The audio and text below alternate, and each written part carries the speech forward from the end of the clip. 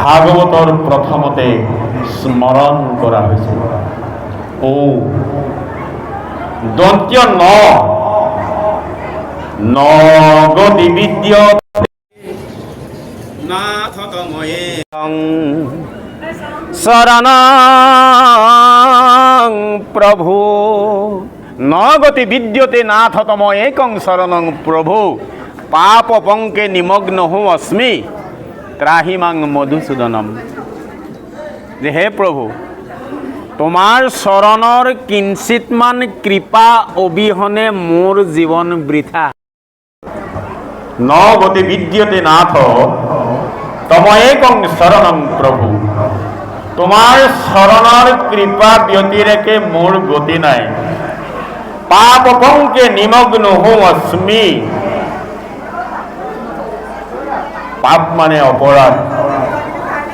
এই অপৰাধ ভাগৱতে 3 প্ৰকাৰৰ বুলি কৈছে: শাৰীৰিক, বাচনিক আৰু মানসিক।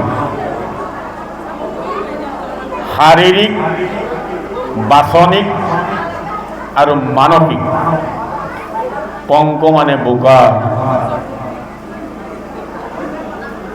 অপৰাধ জগতত, অপৰাধ সাগৰত এই বোকাত মই লুতুৰি পুতুৰি হলো। তুমি মোক এই বোকাৰ পৰা তুলি লৈ যোৱা প্ৰভু। ও ন মোহিত মোহ জালে ন পুত্ৰ দ্বাৰ গৃহা দিছো কৃষ্ণয়া পীড়া মনোয়হং ত্ৰাহিমাং মধুসূদন। মোহিত মোহ জালে ন মোহ গলো, পুত্ৰ আৰু ভাৰ্যা নামৰ জালখনৰ গাঁঠিত মই লাগি ধৰিলো। মোহিত মোহ জালে ন পুত্ৰ দ্বাৰা গৃহা দিছো। পুত্ৰ অৰ্থাৎ সন্তান, ভাৰ্যা আৰু ঘৰখনৰ এই গাঁঠিবিলাকত মই লাগি ধৰিলো। মোক তুমি ইয়াৰ পৰা উদ্ধাৰ কৰা। এই 3টা কথাকে কৈছোঁ বাৰু, দীঘলীয়া যিহেতু বহুত। একেবাৰে সামৰণিৰ শ্লোকটো কৈছোঁ। ও নমো ভগৱতে বাসুদেৱায়।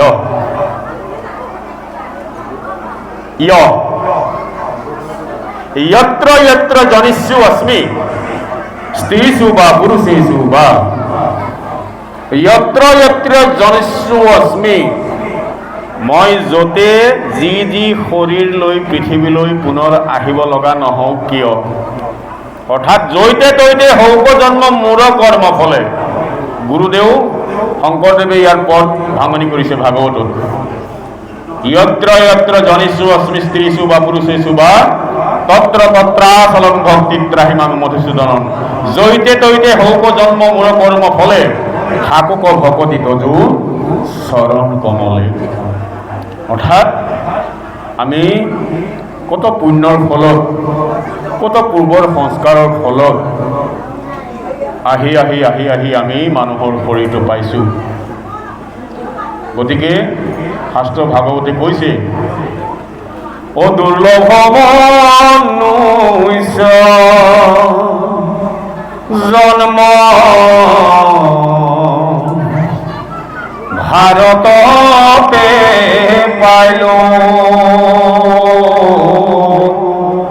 তোমাক অনেকে বিবিধা জনম গুৱাইলো। পুত্ৰ দ্বাৰা নিগৰে বান্ধিলো দুয়ো ভৰি, মৰতে আছো নগলো হৰি। বৰদলৈ যিটো কথা কৰিব লাগে, পুত্ৰ ভাৰ্যা নিগৰে বান্ধিলো দুয়ো ভৰি। আইগৰাকীয়ে নকলে যে, পিছত ফাঁকি দিলে পাহৰিলো বুলি। এই কথাটো ইয়াত সম্বন্ধিত হৈ আছে। 18,000 প্ৰথম স্কন্ধৰ পৰা দ্বাদশ পৰ্যন্তে পঢ়িলা ৰাজাব মহামুনীন্দ্ৰ মহন্তে। প্ৰথম স্কন্ধ হৈছে অধিকাৰ বিচাৰ। বহুত কাহিনীৰ দ্বাৰা ভাগৱতত আপোনাক আমাক সুন্দৰকে জীৱনৰ দৰ্শন, আমাৰ কৰ্তব্য কি, যে মনুষ্যত্ব কেনেকে ৰক্ষা হ'ব, মানৱতা শব্দৰ অৰ্থ কি, ভক্তি কি, সেৱা কি, ঈশ্বৰ কি, শৰণ কি, ভজন কি, বিভিন্ন কাহিনী বা আখ্যান উপাখ্যানৰ জৰিয়তে আমাক তেওঁৰ চৰণলৈ যোৱাৰ পথ প্ৰশস্ত কৰিছে। তাৰ মাজতে প্ৰশ্ন হ'ব পাৰে, ঈশ্বৰকনো আমি কিয় সেৱা কৰিব লাগে? নকৰিলে কি নহয়, কৰিলে কি হয়? বহুতে কয় কাৰণ আজি যুক্তিবাদৰ সময়, যুগটো যুক্তিৰ। আপোনালোকে চাবচোন নামঘৰলৈ কোন কোন আহে, যিসকলৰ বিশেষ এই কথাবোৰ জনাৰ প্ৰয়োজন। আপোনাসকলে ভাগৱতৰ পৰা মহাভাগৱতলৈ ৰূপান্তৰ হ'ল। এতিয়া আপোনালোকৰ নতুনকৈ খেতি কৰিবলৈ সময় নাই। কোনটো খেতি কথা কৈছোঁ বুজি লওক। যেনেকৈ আমাৰ দেউতাহঁতে মাটিডৰা কঢ়াইছে, বোলে বন বহাইছোঁ, মাটি কঢ়াইছোঁ বোলে বন বহাইছোঁ, বোলে সমাৰ, তেতিয়াহে হৈছে মাটিডৰা আমাৰ। বোলে তিনিশী, কৰিব পৰা হৈছোঁ কিৰিশী। এনেকুৱা কথা কিছুমান আছিল আগত, সেইটো বাহ্যিক জগতৰ কথা। কিন্তু ভাগৱতে আপোনাক আমাক বেলেগ এখন জগতৰ কথা কয়। আমি ঈশ্বৰ বিচাৰি ফুৰিছোঁ বাহিৰত। গুৰু পুৰুষে কৈছে, তুমি প্ৰভু আছা হৰি সমস্ত ভূতত, তত্ত্ব নাপায় মুৰুখে বিচাৰো বাহিৰত। আমি বাহিৰত বিচাৰি ফুৰিছোঁ, ঈশ্বৰ আছে ভিতৰত। আমি নেদেখা ঈশ্বৰজনৰ পাছে পাছে ঘূৰি ফুৰিছোঁ। তুমি প্ৰভু ক'ত আছা? বোলে নিচিনো তোমাক, ক'ত আছা প্ৰভু? আমি অতি সৰু ল'ৰা, চিঞৰি চিঞৰি মাতিছোঁ তোমাক, নামাতা দূৰৰ পৰা। নাজানো তোমাক মিনতি কৰিব, আমি অতি সৰু ল'ৰা। আছা নেকি প্ৰভু? সৰবত তুমি হয় যোন বেলি তৰা। ঈশ্বৰৰ এটা ধাৰণা দিবলৈ তেতিয়া তাহানিৰ পুথিত আমাক এটা ব্যৱস্থাপনা দিছিল যে ঈশ্বৰমুখী সকলো হ'ব লাগিব। কেলে? আমি তেওঁৰ পৰা আহিছোঁ, তেওঁৰ বক্ষস্থলৰ পৰা আমি প্ৰকাশ হৈছোঁ, আৰু তেওঁ আমাৰ বিকাশ সাধন কৰিছে, আৰু আমি এদিন তেওঁৰ বক্ষতে লীন যাব লাগিব। সেয়েহে গুৰি বিচাৰিব লাগে। এতিয়া গুৰি বিচাৰিবলৈ হ'লে গুৰু ধৰিব লাগে। গুৰি বিচাৰিবলৈ হ'লে গুৰু ধৰিব লাগে। বোলে বিনা গুৰু চৰণে ভগৱতী মুকতি কবহু নহয়, অহি পৰম তত্ত্ব বেদ কবাণী। এই গুৰু ধৰা পৰম্পৰাটো মাজত ধৰি হোৱা নহয়। অহি পৰম তত্ত্ব বোলে কৰ? বোলে বেদৰ বাণী, বেদ কবাণী। জানি নৰ নকৰ বিৰাম, ধৰ্মক কৰ্মক গৰমক চৌৰি দাতি বলো ৰাম ৰাম গুৰুপতি। কথাবিলাক তেনেকে আহে। আমাৰ কৰ্তব্য কি, যে মনুষ্যত্ব কেনেকে ৰক্ষা হ'ব, মানৱতা শব্দৰ অৰ্থ কি,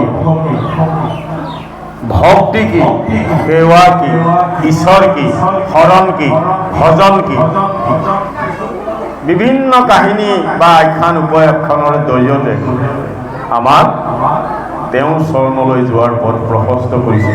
তাৰ মাজতে প্ৰশ্ন হ'ব পাৰে, ঈশ্বৰকনো আমি কিয় সেৱা কৰিব লাগে? নকৰিলে কি নহয়, কৰিলে কি হয়? বহুতে কয় কাৰণ আজি যুক্তিবাদৰ সময়, যুগটো যুক্তিৰ। আপোনালোকে চাবচোন নামঘৰলৈ কোন কোন আহে, যিসকলৰ বিশেষ এই কথাবোৰ জনাৰ প্ৰয়োজন। আপোনাসকলে ভাগৱতৰ পৰা মহাভাগৱতলৈ ৰূপান্তৰ হ'ল। এতিয়া আপোনালোকৰ নতুনকৈ খেতি কৰিবলৈ সময় নাই। কোনটো খেতি কথা কৈছোঁ বুজি লওক। যেনেকৈ আমাৰ দেউতাহঁতে মাটিডৰা কঢ়াইছে, বোলে বন বহাইছোঁ, মাটি কঢ়াইছোঁ, বোলে বন বহাইছোঁ, বোলে সমাৰ, তেতিয়াহে হৈছে মাটিডৰা আমাৰ। বোলে তিনিশী, কৰিব পৰা হৈছোঁ কিৰিশী। এনেকুৱা কথা কিছুমান আছিল আগত, সেইটো বাহ্যিক জগতৰ কথা। কিন্তু ভাগৱতে আপোনাক আমাক বেলেগ এখন জগতৰ কথা কয়। আমি ঈশ্বৰ বিচাৰি ফুৰিছোঁ বাহিৰত। গুৰু পুৰুষে কৈছে, অ তুমি প্ৰভু আছা হৰি সমস্ত ভূতত তত্ত্ব নাপায় মুৰুখে বিচাৰো বাহিৰত। আমি বাহিৰত বিচাৰি ফুৰিছোঁ, ঈশ্বৰ আছে ভিতৰত। আমি নেদেখা ঈশ্বৰজনৰ পাছে পাছে ঘূৰি ফুৰিছোঁ। তুমি প্ৰভু ক'ত আছা? বোলে নিচিনো তোমাক, ক'ত আছা প্ৰভু? আমি অতি সৰু ল'ৰা, চিঞৰি চিঞৰি মাতিছোঁ তোমাক, নামাতা দূৰৰ পৰা। নাজানো তোমাক মিনতি কৰিব, আমি অতি সৰু ল'ৰা। আছা নেকি প্ৰভু? সৰবত তুমি হয় যোন বেলি তৰা। ঈশ্বৰৰ এটা ধাৰণা দিবলৈ তেতিয়া তাহানিৰ পুথিত আমাক এটা ব্যৱস্থাপনা দিছিল যে ঈশ্বৰমুখী সকলো হ'ব লাগিব। কেলে?